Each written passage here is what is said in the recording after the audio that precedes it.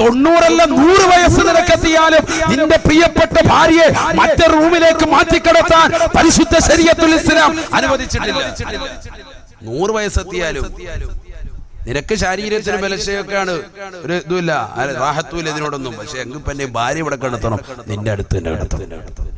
അല്ലാഹുവിന്റെ റസൂൽ സല്ലല്ലാഹു അലൈഹി വസല്ലം തങ്ങൾ എത്രാമത്തെ വയസ്സിൽ മരിക്കുന്നു? ഈ ലോകത്തുനിന്ന് ഇവിടെ പറയുന്നു വഫാത്താകുന്നു 63ാമത്തെ വയസ്സിൽ. പ്രവാചകൻ ആരുടെ മടിത്തട്ടിൽ തലവെച്ച് കിടക്കുന്നു? ആയിഷ സിദ്ദീഖ റളിയല്ലാഹു അൻഹയുടെ. ചിന്തിക്കുന്നില്ല എന്താ റസൂലുള്ളാഹിക്ക് വേറെ ധാരാളം ഇല്ലാണ്ടാ? എന്താ ചിന്തിക്കാത്തത്? ഇത് കുടുംബജീവിതം പഠിപ്പിക്കുകയാണ്. ഇത് കുടുംബജീവിതത്തിന്റെ ഏറ്റവും വലിയ മകുട ഉദാഹരണം അഷ്റഫുൽ ഖൽഖ് മുഹമ്മദ് മുസ്തഫ സല്ലല്ലാഹു അലൈഹി വസല്ലം 10-15 വർഷം കഴിഞ്ഞതാകുന്ന വിവാഹ ജീവിതം കഴിച്ച ചെറുപ്പക്കാരോട് ചോദിക്കട്ടെ, നിന്റെ ഭാര്യ എവിടെയാ? അവളെ ചൂണ്ടിക്കാണിക്കും, അവൻ ചൂണ്ടിക്കാണിക്കും മറ്റൊരു റൂമില്. ആരാണ് ഇതിന് ഉത്തരവാദി? ആരാണ് ഇതിന് ഉത്തരവാദി? അവസാനം എന്റെ ഭാര്യ മറ്റൊരുത്തന്റെ കൂടെ ഒളിച്ചോടിപ്പോയി, ഇതര സമുദായത്തിലെ ചെറുപ്പക്കാരോടൊപ്പം എന്റെ ഭാര്യ ഒളിച്ചോടിപ്പോയി എന്ന് ആലിമീങ്ങളോട് വന്ന് പറഞ്ഞിട്ട് എന്ത് കാര്യം? ആരാണ് ഇവിടെ കുറ്റക്കാർ? ആദ്യത്തെ കണ്ടീഷൻ അതാണ്, അവനവൻ സ്വന്തം നന്നാവണം. സ്വന്തം നന്നായിട്ട് മറ്റുള്ളവരെ നന്നാക്കണം. എന്നാൽ അഹ്ലുസുന്നത്തി വൽ ജമാഅത്തിന്റെ ഉലമാക്കൾ വ്യക്തമാക്കുന്നു, ഒരു മനുഷ്യൻ അവന്റെ ജീവിതത്തിൽ കൊണ്ടുവന്നിട്ടില്ല എങ്കിലും മറ്റുള്ളവരോട് അതുകൊണ്ട് ഉപദേശിക്കാൻ പറ്റുമോ? പറ്റുമെന്ന് തന്നെയാണ് റാജിഹായ അഭിപ്രായം. പറ്റുമെന്ന് തന്നെയാണ് ഉലമാക്കൾ പഠിപ്പിച്ചത്. തന്റെ പ്രിയപ്പെട്ട ഭാര്യ അവൻ മാന്യമായ രീതിയിൽ ഉപദേശിക്കണം. ആദ്യമായി എന്റെ പ്രിയപ്പെട്ട സഹോദരങ്ങൾ ഓർമ്മപ്പെടുത്തുന്നു, ഭാര്യമാര് വന്ന് അവരുടെ നൊമ്പരം പറയുമ്പോൾ അടുത്ത് വിളിച്ചിരുത്തിയിട്ട് അത് നല്ലതുപോലെ കേൾക്കണം. അതിനൊരു മനസ്സ് നിനക്കുണ്ടാവണം. പരിപൂർണമായിട്ട് അവളുടെ വിഷമങ്ങൾ എന്താണെന്നുള്ളത് ശരിക്കും ശ്രദ്ധിച്ച് കേൾക്കണം. മുഖത്തോട് മുഖം ചേർന്നിരുന്ന് കസേരയിട്ട് റാഹത്തായ നിലയിലിരുന്ന് അതെന്താണ് വിഷയം പറ. അപ്പൊ അവള് മൊത്തം വിഷയങ്ങൾ ഇങ്ങനെ പറയും. ഈ വിഷയങ്ങൾ പറയുന്നതിനിടയ്ക്ക് നീ ചോറ് വിളമ്പ്, എന്നിട്ട് ചോറെല്ലാം കഴിച്ചിട്ട് ഇത് കൊള്ള കണ്ടോ, നല്ല മീൻ, ഇത് എങ്ങനെ ഉണ്ടാക്കി, റാഹത്താണ്, നല്ല കൊള്ള, ഇത് എവിടുന്ന്, നല്ല പാങ്ങ്, നല്ല രസമാണ് എന്ന് പറഞ്ഞ് അവളെ ആക്കുന്ന രീതിയിൽ വേറെ എന്തെങ്കിലുമൊക്കെ ചോദിച്ച് ഇത് ശരിക്കും കേൾക്കാതെ നീ ഇരിക്കരുത്. അപ്പൊ അവൾക്ക് ദേഷ്യം പിടിക്കും, ഒന്നും കൂടി ഇത് വിഷയം വല്ലാതെ കലുഷിതമാകും. അതുകൊണ്ട് നീ നല്ല മനസ്സിൽ ഇരിക്കുമ്പോഴത്തേക്ക് ആ വിഷയം ശരിക്കും കേൾക്കുക. എല്ലാം കേട്ടതിന് ശേഷം അവളോട് പറയും, ഇൻഷാ അല്ലാഹ് നമുക്ക് പരിഹാരം ഉണ്ടാക്കാം. പറയുന്നത് ഒരു പക്ഷെ നിന്റെ ഉമ്മയെ കുറിച്ചായിരിക്കും, നിന്റെ ഉപ്പായെ കുറിച്ചായിരിക്കും. ഇതാണ് കൂടുതൽ പരാതി ഉണ്ടാകുക. അല്ലെ നിന്റെ പെങ്ങന്മാരെ കുറിച്ചായിരിക്കും. ഇങ്ങനെയുള്ളതാകുന്ന ബുദ്ധിമുട്ടുകളും കാര്യങ്ങളായിരിക്കും പറയുന്നുണ്ടാകുക. എന്നാലും നീ എന്ത് ചെയ്യാ? ചെവി കൊടുത്ത് കേട്ടിരിക്കുക. അങ്ങനെ പരിപൂർണമായി കേട്ടാൽ തന്നെ 98% പെണ്ണിന്റെ മനസ്സിന് റാഹത്താണ്, കുളിരാണ്. കാരണം എന്താ? എന്റെ ഭർത്താവ് ഞാൻ പറയുന്ന വിഷയങ്ങളൊക്കെ കേൾക്കാൻ പറ്റിയവരാണ്, അൽഹംദുലില്ലാഹ്. എന്നിട്ട് നീ പറയാ ഞാനത് റെഡിയാക്കിക്കോളും കേട്ടോ, ഉമ്മാട് ഞാനത് പറഞ്ഞ് റെഡിയാക്കി തരാം, കുഴപ്പമൊന്നുമില്ല എന്നൊക്കെ പറഞ്ഞ് നീ പതുക്കെ സമാധിക്കും. പിന്നെ അത് കഴിഞ്ഞ് വലിയ ഇത്രേ ഉള്ളൂ. ഇതിപ്പോ പെണ്ണുങ്ങളപ്പുറത്തുനിന്ന് കേൾക്കുന്നുണ്ട്, അങ്ങനെ വലിയ ഒന്നും ആക്കണ്ട, ഞങ്ങളത് വിടത്തില്ല എന്നൊക്കെ പറഞ്ഞ് അവിടെ ഇരിപ്പുണ്ടോ, ഒക്കെ എന്നെ റെഡിയാക്കി തരാം, ഇൻഷാ അല്ലാഹ്, അല്ലാഹു തൗഫീഖ് തരട്ടെ. അപ്പൊ ആദ്യമായി നിങ്ങൾ എന്താ ചെയ്യേണ്ടത്? ഇത് ശരിക്കും വിഷയം കേൾക്കുക, നല്ലതുപോലെ ശ്രദ്ധിച്ച് കേൾക്കുക. ഇത് കേൾക്കാതിരിക്കുമ്പോഴാണ് പെണ്ണിന് ദേഷ്യം പിടിക്കുന്നത്. സ്വന്തം ഭർത്താവ് ഇതിനൊന്നും താല്പര്യമില്ല, ഓൻ എന്തെങ്കിലും കഴിക്കണം, വല്ല ആഹാരിക്കണം, റാഹത്താക്കണം, വെളിയിൽ പോയി കഴിച്ചിട്ട് വന്നതൊന്നും പോരാ, പിന്നെ ഇവിടെ വന്ന് കലം മറിച്ച് മുഴുവൻ കഴിച്ചിട്ട് എവിടെയെങ്കിലും കൂർക്കം വലിച്ച് അല്ലാ ഒറ്റ ഉറക്കം. അപ്പൊ ഭാര്യയ്ക്ക് മനസ്സിലായി ഇവനെ കൊണ്ട് ഒരു കാര്യമില്ല, ഇവനെ ആള് ഗുണമില്ല. അങ്ങനെ ഇരിക്കുമ്പോഴാണ് അന്യരാകുന്ന ചെറുപ്പക്കാർ വീട്ടിലേക്ക് പല രീതിയിലും വരുന്നത്. ഒന്നില്ലെങ്കിലും വല്ലെന്തെങ്കിലും മേശരിപ്പണിക്ക്, ആശാരിപ്പണിക്ക്, പല കോലത്തിലും ഒക്കെ ആയിട്ട് അവരോട് വരും. ആ ആൾക്കാരുമായിട്ട് പതുക്കെ ഇവള് ചങ്ങാത്തം വെക്കും, അവരോട് കാര്യങ്ങൾ പറയാൻ തുടങ്ങും. ജീവിതം വല്ലാത്ത കോലത്തിലേക്ക്. ഇതാണ് സംഭവിക്കുന്നതിനാകെ ടോട്ട മൊത്തത്തിൽ പറഞ്ഞു തരാം. ബുദ്ധിയുള്ളവർക്ക് ചിന്തിക്കാം. അല്ലാഹു തൗഫീഖ് തരട്ടെ. അഥവാ ഭർത്താവാകുന്ന നമ്മളെ സംബന്ധിച്ചിടത്തോളം ഭാര്യയുടെ പ്രശ്നങ്ങൾ പരിപൂർണമായി കേൾക്കാൻ നമ്മൾ തയ്യാറാവണം. നല്ലതുപോലെ കേട്ടുകൊടുക്കണം. അത് കേട്ടെങ്കിൽ മാത്രമേ ഭാര്യയ്ക്ക് നമ്മളോട് സന്തോഷം ഉണ്ടാവുകയുള്ളൂ, താല്പര്യം ഉണ്ടാവുകയുള്ളൂ. കേൾക്കാതെ നമ്മൾ പോകാൻ പാടില്ല. കേട്ടതിന് ശേഷം കാര്യത്തിനൊരു സൊല്യൂഷൻ പറഞ്ഞു കൊടുക്കുക. ഹബീബായ റസൂലുള്ളാഹി സ്വല്ലല്ലാഹു അലൈഹി വസല്ലമ തങ്ങൾ വിശുദ്ധ ഖുർആൻ മുഖേന ഓതി തരുകയാണ്. നിന്റെ പ്രിയപ്പെട്ട ഭാര്യ നീ ഉപദേശിച്ചു നോക്കിയിട്ട് ആ ഭാര്യ മാന്യമായ രീതിയിൽ കടന്നു വന്നില്ല എങ്കിൽ വിശുദ്ധ ഖുർആൻ രണ്ടാമതായി പറയുകയാണ്, വഹ്ജുറൂഹുന്ന ഫിൽ മളാജി. ശാരീരിക ബന്ധത്തിൽ നമ്മളെ ഒഴിവാക്കുക. രണ്ടാമത്തെ ഓപ്ഷൻ. ചില കാര്യങ്ങളാണ് പറഞ്ഞു തരുന്നത്. ഈ കാര്യങ്ങൾ ജീവിതത്തിൽ പ്രശ്നങ്ങൾ ഉണ്ടാകുമ്പോൾ മാത്രം പ്രയോഗിക്കേണ്ടതാണ്. അല്ലാതെ വെറുതെ പ്രയോഗിക്കാനുള്ളതല്ല. നിന്റെ ജീവിതത്തിൽ ഭാര്യയുമായി എന്തെങ്കിലും പിണക്കമുണ്ടായെങ്കിൽ ദീനിന്റെ വിഷയം അനുസരിച്ച് മുന്നോട്ട് പോകണം. കാരണം വിശുദ്ധ ഖുർആനാണ് നിന്നോട് ഓർമ്മപ്പെടുത്തിയത് വിവാഹ ജീവിതത്തെ പറ്റി. വിശുദ്ധ റസൂൽ സല്ലല്ലാഹു അലൈഹി വസല്ലമ തങ്ങളാണ് വിവാഹ ജീവിതം കഴിച്ചുകൊണ്ട് എങ്ങനെയാണ് വിവാഹ ജീവിതം കൊണ്ടുപോകേണ്ടത് എന്ന് പ്രവാചകൻ പഠിപ്പിച്ചു തന്നിട്ടുണ്ട്. നബി സല്ലല്ലാഹു അലൈഹി വസല്ലമ തങ്ങൾ വ്യക്തമാക്കി, നിന്റെ ഭാര്യ നിന്നോട് പിണക്കം വെച്ചാൽ ആദ്യമായി വർത്തിക്കേണ്ട രീതി അവൾക്ക് നല്ല ഉപദേശം കൊടുക്കലാണ്. ഉപദേശത്തിലൂടെ അവൾ നന്നാകുന്നില്ല. നീ വാത് പറയാൻ തുടങ്ങുമ്പോൾ നീ 10 മിനിറ്റ് പറയുമ്പോൾ അവൾ 25 മിനിറ്റ് ഇങ്ങോട്ട് വാത് പറയും. അങ്ങനത്തെ സൈസാണ് നിനക്ക് കിട്ടിയതെങ്കിൽ രണ്ടാമത്തെ ഓപ്ഷൻ വിശുദ്ധ ഖുർആൻ പറയാം. അപ്പോഴും ഖുർആൻ പഠിപ്പിച്ചാലേ എന്ത് വേണം, ഇതൊക്കെ ഖുർആനാണ്. നിന്റെ പ്രിയപ്പെട്ട ഭാര്യ നീ ഉപദേശിച്ചു നോക്കിയിട്ട് ഭാര്യ നന്നാവുന്ന ഘട്ടം എത്തിയിട്ടില്ല എങ്കിൽ രണ്ടാമത്തെ ഘട്ടത്തിലേക്ക് നീ കടക്കണേ.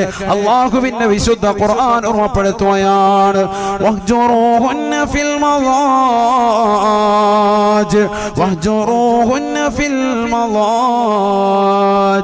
നിന്റെ പ്രിയപ്പെട്ട ഭാര്യയുമായിട്ടുള്ള ശാരീരിക ബന്ധത്തെ പരിപൂർണമായി വിലങ്ങണേ. നീ നന്നായിട്ട് ഇൻഷാ അല്ലാഹ് നമ്മൾ തമ്മിൽ ശാരീരിക ബന്ധത്തിൽ ഏർപ്പെടാം. അതുവരെ കണക്ഷൻ വേണം. എവിടെ ഇത് നിസ്കരിക്കുന്നില്ല ഒരു പെണ്ണ്, കൃത്യമായി റമളാനിൽ നോമ്പ് പിടിക്കുന്നില്ല, ഇവളിങ്ങനെ അലസത വെക്കുക. ദീനിബോധം കുറഞ്ഞതായിരിക്കും. അവള് 10ാം ക്ലാസ് വരെ ഒന്നും പഠിച്ചിട്ടില്ല. മദ്രസയിൽ പോയിട്ട് ആകെ 3 അല്ലെങ്കിൽ 4ാം ക്ലാസ് ഒക്കെ ഉള്ളൂ. അത് തന്നെ മറന്നുപോയി. ഭൗതിക കലാലയത്തിലേക്ക് ഒരുപാട് പഠിച്ച് എഞ്ചിനീയർ ഒക്കെ പഠിച്ചിട്ട് അവസാനം ബ്രോക്കർ പറഞ്ഞ് അഴീക്കോട് ജെട്ടിയിൽ നല്ലൊരു സുന്ദരനായ യുവാവ്, നല്ല സുമുഖനാകുന്ന ഒരു ചെറുപ്പക്കാരനുണ്ട്, നല്ല ദീനി ബോധമുള്ളവരുണ്ടെന്ന് പറഞ്ഞപ്പോൾ അൽഹംദുലില്ലാ അങ്ങനെ വന്നാണ് നിന്നെ വിവാഹം കഴിച്ചത്. നീ എന്ത് ചെയ്യരുത്, കാട്ടുപോത്തിന്റെ സ്വഭാവം എടുക്കരുത്. നീ ദീനി ബോധമുള്ളവരാണ്. അതുകൊണ്ട് നീ എന്ത് ചെയ്യണം, നല്ല ഉപദേശം കൊടുക്കണം. അവൾ നിസ്കരിക്കാതൊക്കെ ഇരിക്കുന്ന കാണുമ്പോഴത്തേക്ക്, അല്ല നോമ്പ് പിടിക്കാതിരിക്കുന്ന കാണുമ്പോൾ അവിടെ വെച്ചിട്ട് പേടിപ്പിച്ചു കൊടുക്കണം. നിസ്കരിക്കുന്നവർക്കുള്ള കൂലി ആദ്യം പറഞ്ഞു കൊടുക്കും. നിസ്കരിക്കുന്നവർക്കുള്ള കൂലി, നോമ്പ് പിടിക്കുന്നവർക്കുള്ള കൂലി, നോമ്പ് പിടിക്കാതിരുന്നുള്ള ശിക്ഷ, നമസ്കരിക്കാതിരുന്നവർക്കുള്ള ശിക്ഷ, ഇതൊക്കെ പറഞ്ഞവർക്ക് മനസ്സിലാക്കി കൊടുക്കുമ്പോൾ നല്ലൊരു ഭാര്യയാണ് എങ്കിൽ ആ ഓപ്ഷനിൽ തന്നെ നന്നാവുകയാണ്. അല്ലാഹു ഇതിൽ നമ്മുടെ ഭാര്യമാർ ഉൾപ്പെടുത്തുമാറാവട്ടെ. രണ്ടാമത്തേലേക്ക് പോകേണ്ടതില്ല. രണ്ടാമത്തെ ഘട്ടം ഇവിടെ ഒന്നും ചീത്ത വിളിക്കാൻ പറഞ്ഞിട്ടില്ല. ഇവിടെ എങ്ങും പരിശുദ്ധമാക്കപ്പെട്ട ഖുർആൻ ആ പാവപ്പെട്ട പെണ്ണിന്റെ കുടുംബാദികളെയോ അവളെയോ ചീത്ത വിളിക്കാൻ വേണ്ടി അല്ലാഹുവോ അവന്റെ റസൂല് പഠിപ്പിച്ചിട്ടില്ല. ശ്രദ്ധിക്കുക, നിങ്ങൾ ഇതൊക്കെ ഖുർആനാണ്, നല്ലതുപോലെ ശ്രദ്ധിക്കും.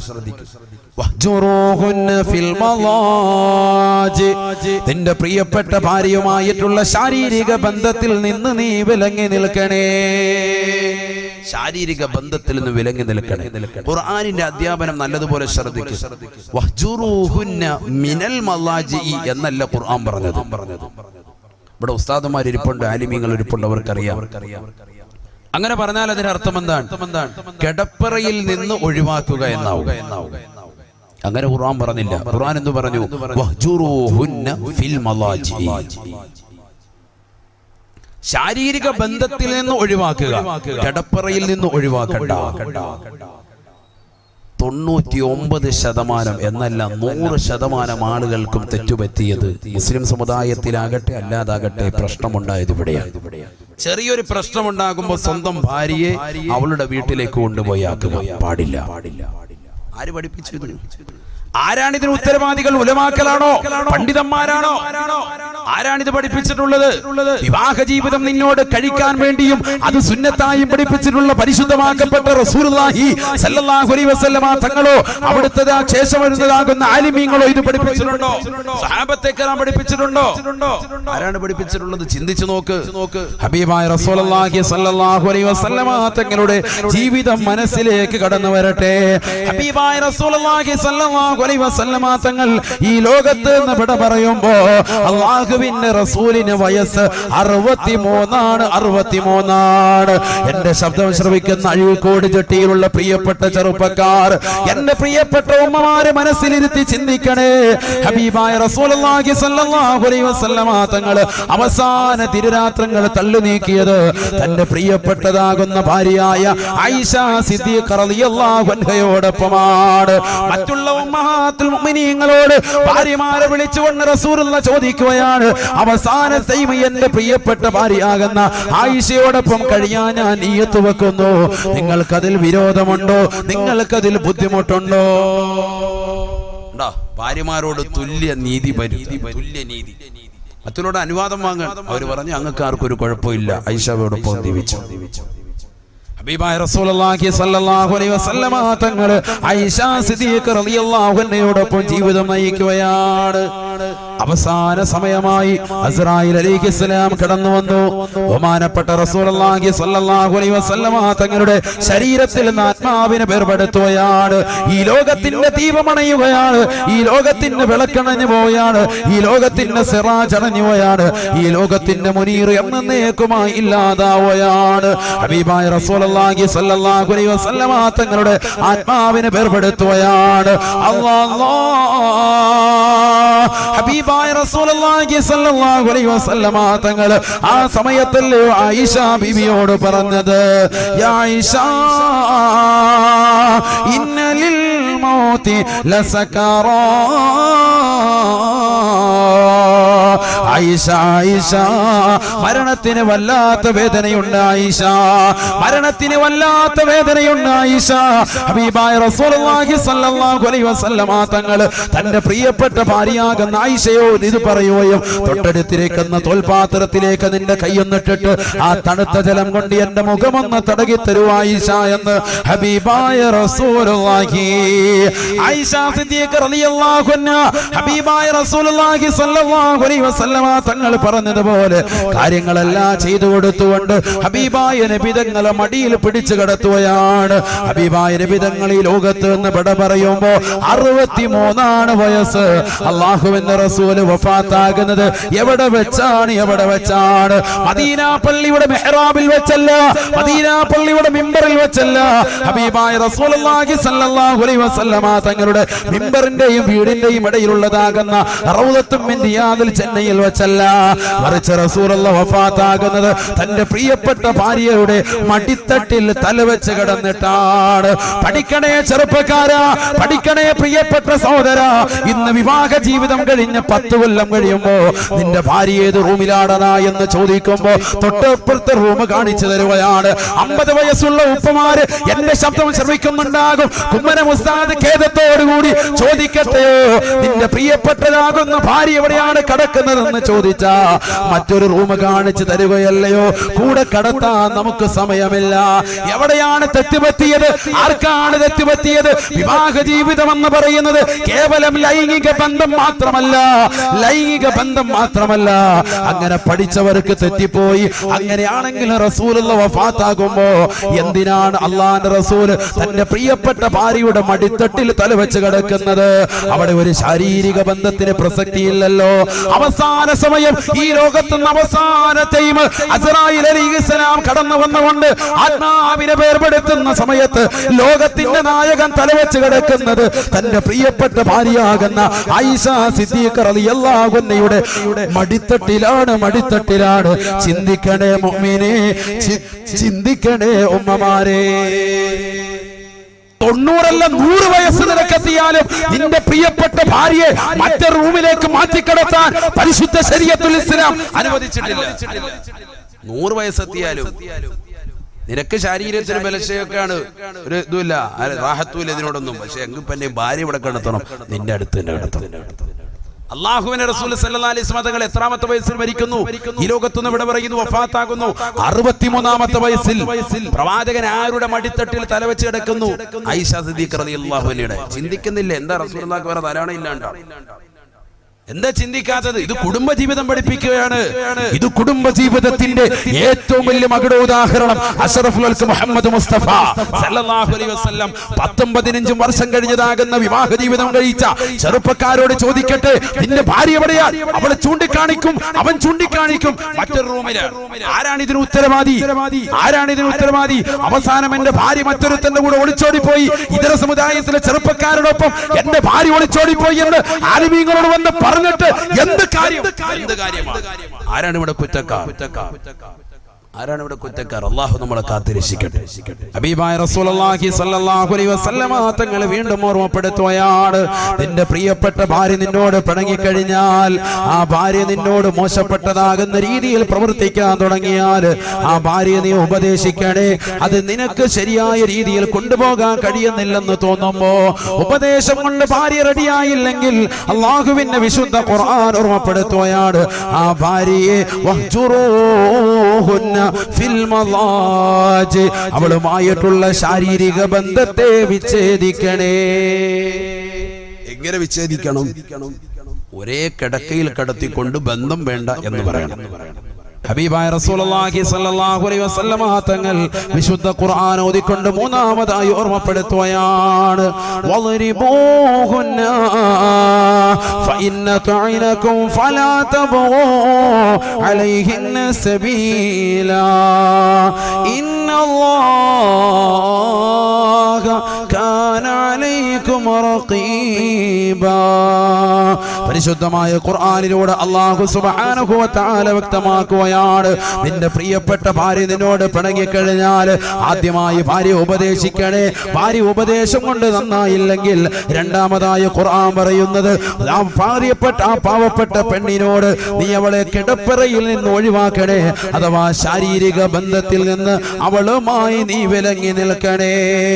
എന്നിട്ടും എന്റെ പ്രിയപ്പെട്ട ഉസ്താദേ, ഭാര്യ എന്നോട് നല്ല രീതിയിൽ വർത്തിക്കുന്നില്ല എന്നാണ് നിനക്ക് കമന്റ് എങ്കിൽ, അല്ലാഹുവിന്റെ റസൂൽ സല്ലല്ലാഹു അലൈഹി വസല്ലമ തങ്ങൾ ഉമർ ഇബ്നുൽ ഖത്താബ് തങ്ങളോട് പറയുകയാണ്, വളരിബൂഹുന്ന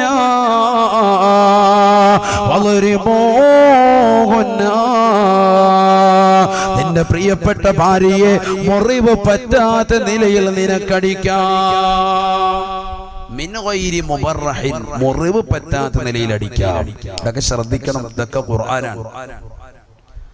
ഖുർആൻ അനുസരിച്ചുള്ള ജീവിതം നയിക്കാനാണ് നമ്മൾ ശ്രദ്ധിക്കേണ്ടത്. നമ്മുടെ ജീവിതം എങ്ങനെ ത്വലാഖിൽ നിന്ന് വഴിമാറ്റാം, അതാണ് നമ്മുടെ ജീവിത ശ്രദ്ധ. ത്വലാഖ് കളിതമാശ ഏറ്റെടുക്കാൻ പാടില്ല. ഹബീബായ റസൂലുള്ളാഹി സ്വല്ലല്ലാഹു അലൈഹി വസല്ലമ തങ്ങൾ ഓർമ്മപ്പെടുത്തുകയാണ്, വഹ്ജുറൂഹുന്ന ഫിൽ മളാജ്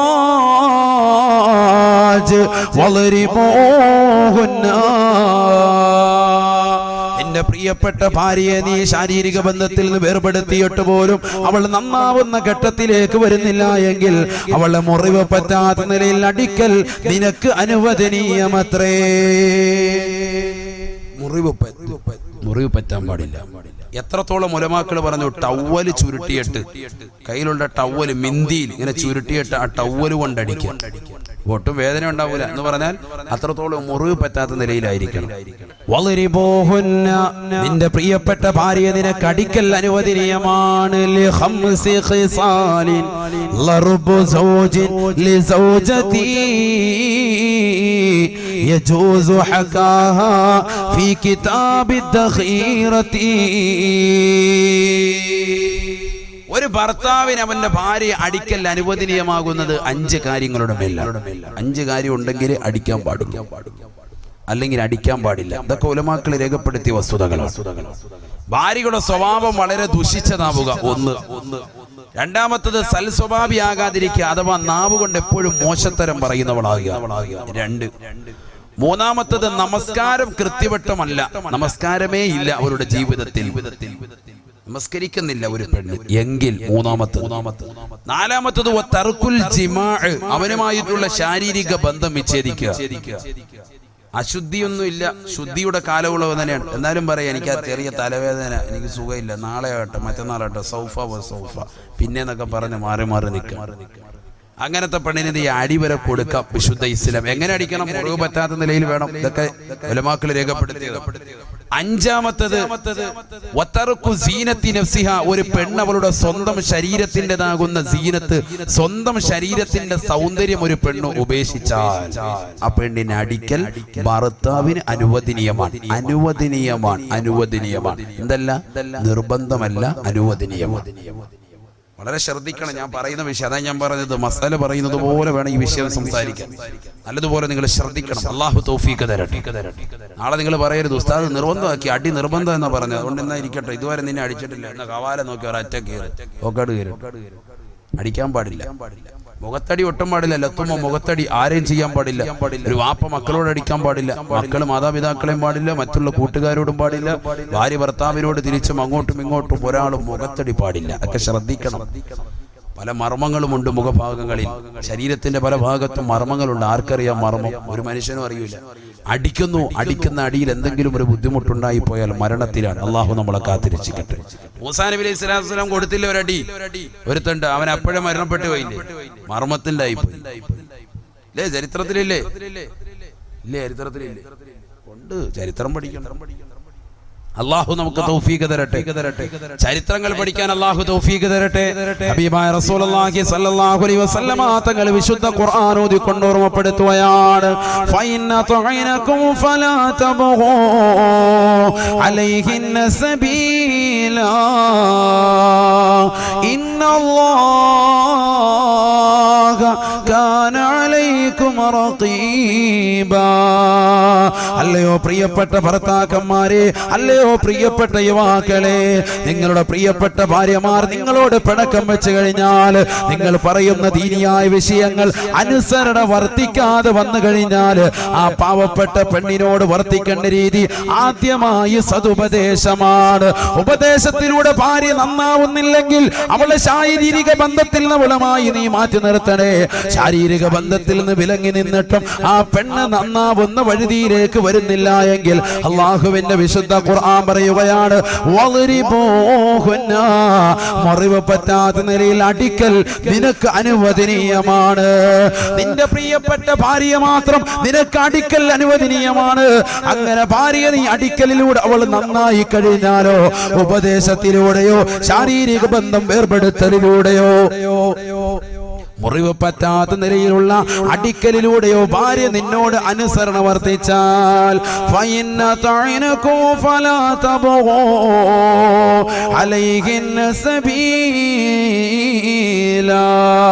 പിന്നെ ഒരു നിലയ്ക്കുള്ള അക്രമപരമാകുന്ന പ്രവർത്തനത്തിലേക്കും നീ എടുത്ത് ചാടാൻ പാടില്ല. നിന്റെ പ്രിയപ്പെട്ട ഭാര്യയോട് പിന്നെ നീ ഒരിക്കലും തന്നെ മോശത്തരം ചെയ്യാൻ പാടില്ല. അവളെ ചീത്ത വിളിക്കാൻ പാടില്ല, അവളെ തെറി വിളിക്കാൻ പാടില്ല, അവളുടെ കുടുംബക്കാരെ കുറിച്ച് മോശത്തരം പറയാൻ പാടില്ല. എന്തേ കാരണമെന്നറിയുമോ? എന്റെ ശബ്ദം ശ്രവിക്കുന്ന ചെറുപ്പക്കാര് മനസ്സിലാക്കണേ, നിന്റെ പ്രിയപ്പെട്ടതാകുന്ന വാപ്പയുണ്ടല്ലോ, ഏത് വാപ്പയാണ്? നിന്റെ സ്വന്തം വാപ്പയല്ല. നിന്റെ ഭാര്യയുടെ ഉപ്പ നിനക്ക് ഉപ്പയാണ്, നിന്റെ ഭാര്യയുടെ ഉമ്മ നിനക്ക് ഉമ്മയാണ്.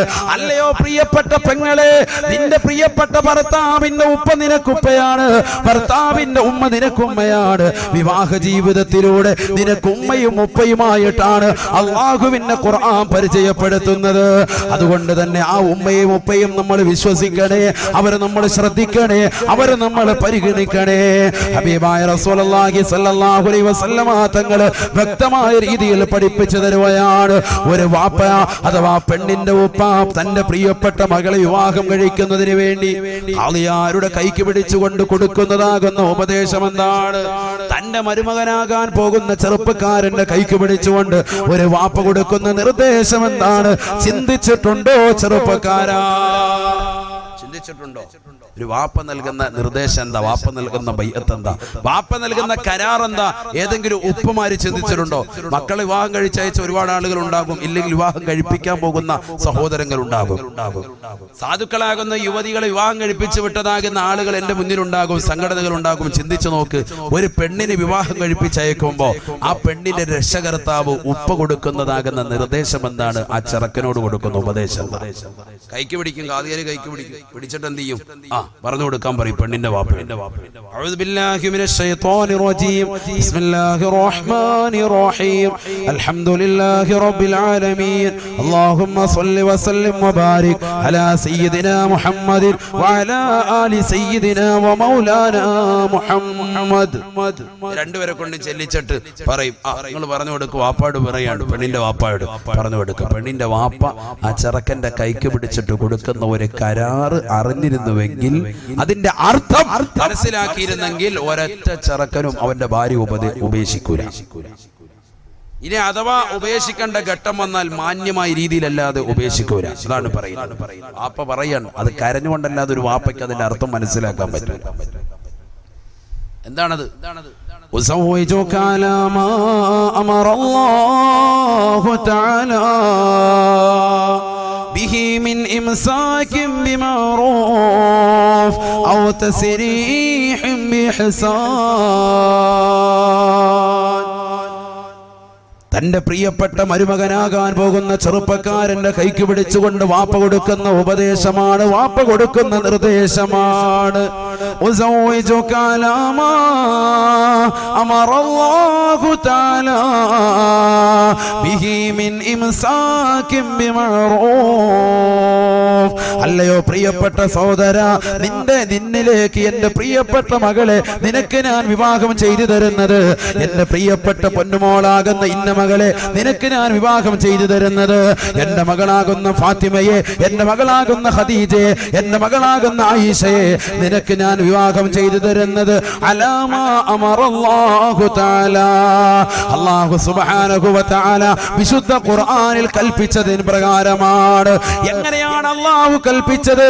മിൻ ഇംസാകിൻ ബിമഅറൂഫ്, മിൻ ഇംസാകിൻ ബിമഅറൂഫ്. ഒന്നില്ലെങ്കിൽ നിന്റെ പ്രിയപ്പെട്ടതാകുന്ന ഭാര്യയാകുന്ന എന്റെ പ്രിയപ്പെട്ട മകളെ നീ നല്ല രീതിയിൽ പോറ്റി വളർത്തണേ, അവൾക്ക് നീ വസ്ത്രം നൽകണേ, അവർക്ക് നീ പാർപ്പിട സൗകര്യം കൊടുക്കണേ, അവൾക്ക് നീ നല്ല ഭക്ഷണം കൊടുക്കണേ, മാന്യമായ രീതിയിൽ അവളെ നീ പോറ്റി പുലർത്തണേ. എന്റെ വീട്ടിൽ സ്ഥലമില്ലാഞ്ഞിട്ടല്ല, എന്റെ വീട്ടിൽ കിടക്കാടമില്ലാഞ്ഞിട്ടല്ല, എന്റെ വീട്ടിൽ അവൾക്കുള്ള സ്ഥാനം കുറഞ്ഞു പോയതിന്റെ പേരിലല്ല, എന്റെ വീട്ടിൽ ഒരധിക പറ്റായിട്ടല്ല നിന്നിലേക്ക് ഞാൻ ഏൽപ്പിക്കുന്നത്. മറിച്ച് എന്റെ പ്രിയപ്പെട്ട പൊന്നുമോൾക്ക് പ്രായപൂർത്തിയെത്തി, അവൾക്ക് നല്ല ഒരു ഇണ വേണം, നല്ല ഒരു തുണ വേണം. അതിനുവേണ്ടി അള്ളാഹുവിന്റെ റസൂല് പറഞ്ഞതിന് പ്രകാരം ഒരു സാലിഹാകുന്ന കുട്ടിയുടെ കൈയാകുന്ന നിന്നിലേക്ക് ഇതാ എന്റെ പ്രിയപ്പെട്ട മകളെ പിടിച്ചേൽപ്പിക്കുകയാണ്.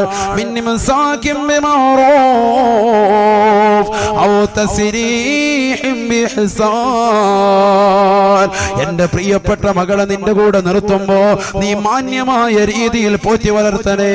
എന്റെ പ്രിയപ്പെട്ട നീ മടുത്തു കഴിയുമ്പോ എന്റെ പൊന്നുമോളുമായിട്ടുള്ള ശാരീരിക ബന്ധത്തിൽ ഏർപ്പെട്ടുകൊണ്ട് നീ മടുത്തു കഴിയുമ്പോ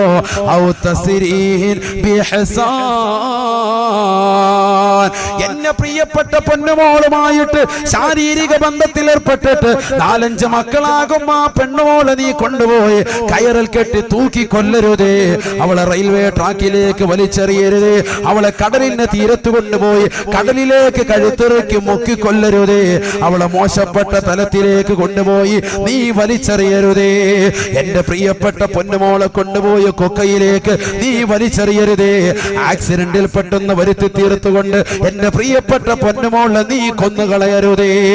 എന്റെ പ്രിയപ്പെട്ട ചോരയാണ് എന്റെ മകള്, ആ പാവപ്പെട്ട പൊന്നുമോളെ നിനക്ക് പോറ്റാൻ പറ്റാതെ കടന്നു വരുമ്പോ എന്റെ പൊന്നുമോളെ എനിക്ക് തന്നെ നീ തിരിച്ചു നൽകണേ, തിരിച്ചു നൽകണേ. ഒരു വാപ്പ പറയുന്ന വചനമാണ്. നിക്കാഹിന്റെ സദസ്സിൽ എല്ലാവരും സന്തോഷിച്ചിരിക്കുമ്പോ ഈറനണിഞ്ഞ കണ്ണീരോട് കൂടിയല്ലാതെ ഒരു വാപ്പയ്ക്ക് ഇത് പൂർത്തീകരിക്കാൻ കഴിയുമോ? താൻ ജീവിച്ചത് പൊന്നുമോൾക്ക് വേണ്ടിയല്ലയോ? അറബ് നാട്ടിൽ മാമലകൾ മുഴുവനും തന്റെ ജീവിതത്തിലേക്ക് കനക കൊട്ടാരമായിട്ട് തരട്ടെ എന്ന് സർവരും വിളിച്ചു ചോദിക്കുമ്പോ അതൊന്നും എനിക്ക് വേണ്ട എന്ന് പറഞ്ഞുകൊണ്ട് പരിത്യാഗത്തിന്റെ ആത്മീയ വലയം കാണിച്ചവനല്ലയോ നീ? നിന്റെ ജീവിതത്തിൽ എത്ര പ്രയാസങ്ങളാണ്, എത്ര നൊമ്പരങ്ങളാണ് ഉണ്ടായി തീർന്നത്, എത്രയെത്ര വിഷമങ്ങൾ നിന്റെ ജീവിതത്തിൽ ഉണ്ടായി. അറബിയുടെ ചാട്ടവാറടി കൊണ്ട് മരുഭൂമിയിൽ പൊരുവയലത്ത് കഷ്ടപ്പെട്ടുണ്ടാക്കിയ പണം കൊണ്ട് തന്റെ പ്രിയപ്പെട്ട പൊന്നുമോള് 18 കഴിഞ്ഞ പൊന്നുമോളെ പറഞ്ഞേക്കുമ്പോ തന്റെ പ്രിയപ്പെട്ട ഉമ്മ അന്യന്റെ അടുക്കളയിൽ എച്ചിൽ പാത്രങ്ങൾ കഴുകിയിട്ട് അതിൽ നിന്ന് കിട്ടുന്ന നാണയത്തൊട്ട് കൊണ്ടുവന്ന് തന്റെ പ്രിയപ്പെട്ട പൊന്നുമോൾക്ക് വിദ്യാഭ്യാസം കൊടുത്ത് അവസാനം ആ പൊന്നുമോള് നല്ല ഒരു ചെറുപ്പക്കാരന്റെ കൈക്ക് പിടിച്ചിറക്കി വിടുമ്പോ ആ പൊന്നുമോളുടെ ഉപ്പയതാ ആ ചെറുപ്പക്കാരന്റെ കൈക്ക് പിടിച്ചു കൊടുക്കുന്ന ബൈഅത്താണ്. പഠിക്കണേ ചെറുപ്പക്കാരാ, ഉൾക്കൊള്ളണേ ചെറുപ്പക്കാരാ, അർത്ഥമറിയണേ ചെറുപ്പക്കാരാ. വാപ്പ നിന്റെ കൈക്ക് പിടിച്ചുകൊണ്ട് പറയുകയാണ്, പെണ്ണിന്റെ ഉപ്പ നിന്റെ കൈക്ക് പിടിച്ചുകൊണ്ട് പറയുന്ന വചനമാണ്.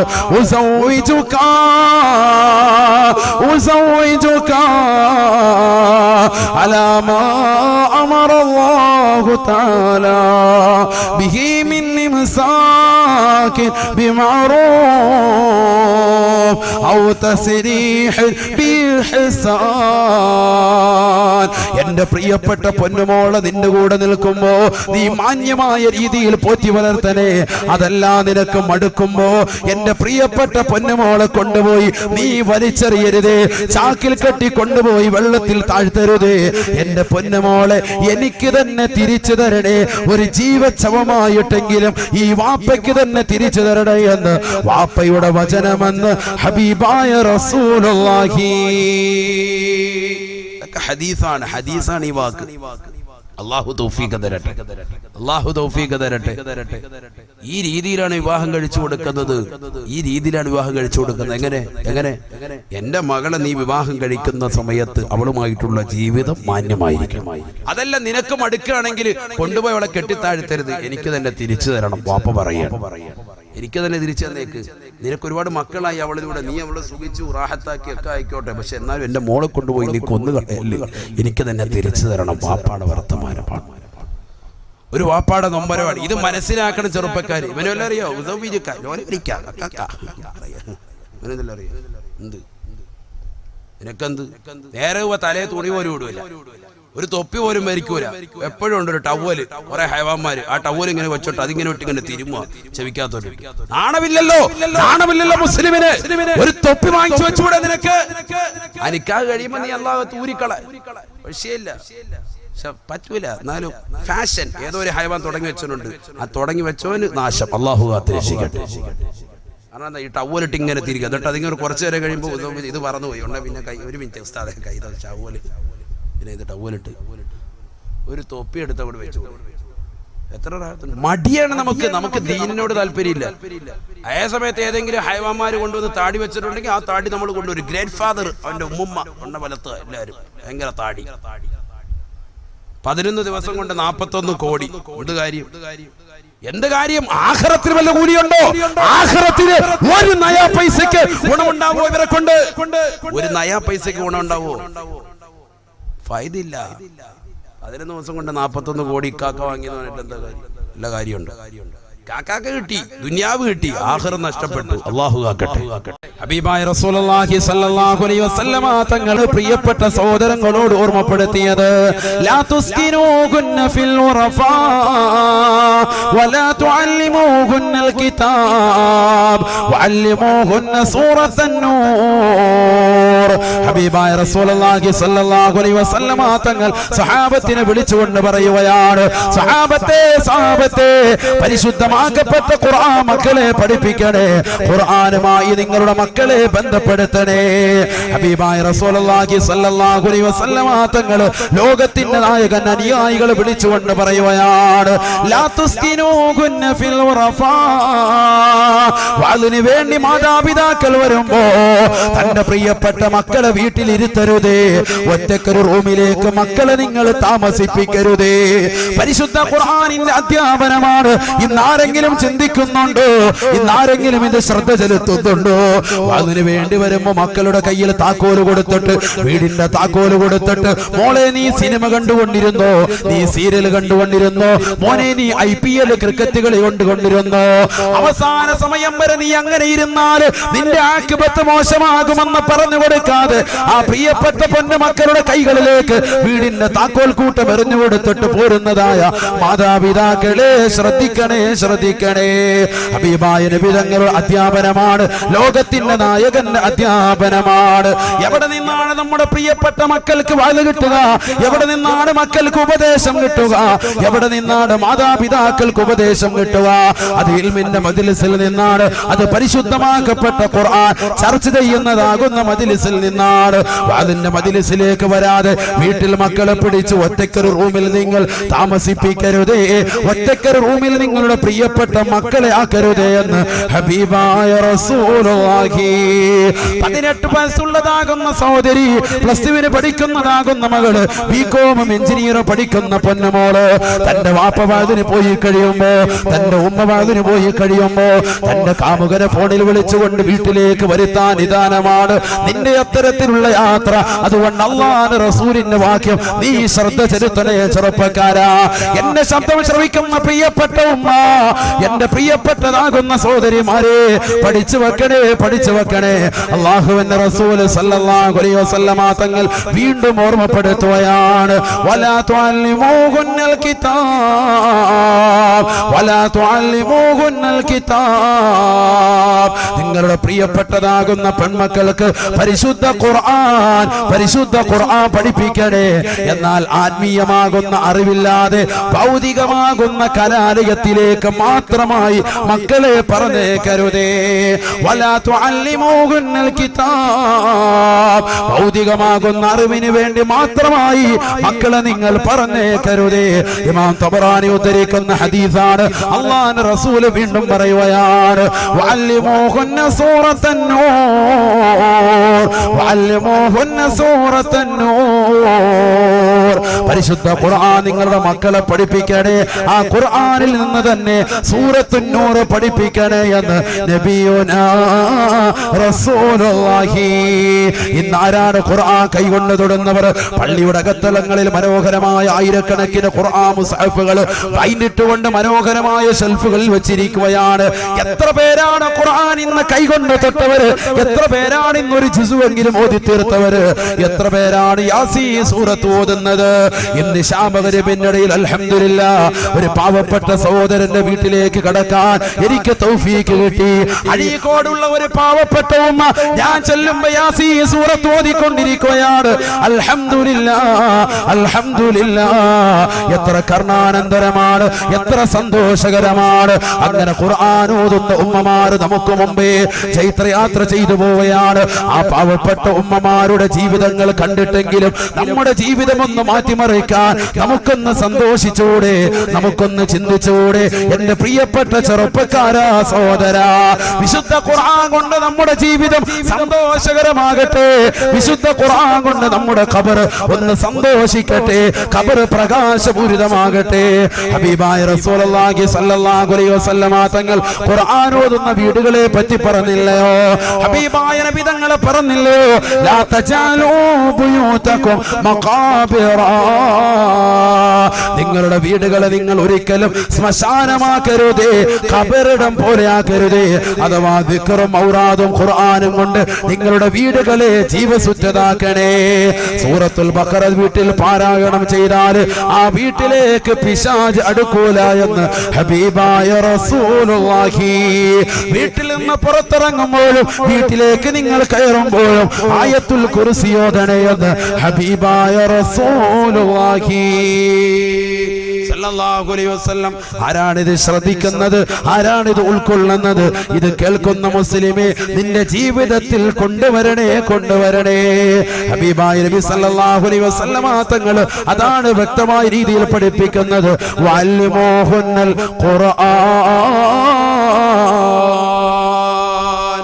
വിശുദ്ധ ഖുർആൻ പഠിപ്പിക്കണം പെൺമക്കൾക്ക്, ആൺമക്കൾക്ക്, എല്ലാവർക്കും. അല്ലാഹു തൗഫീഖ് തരട്ടെ.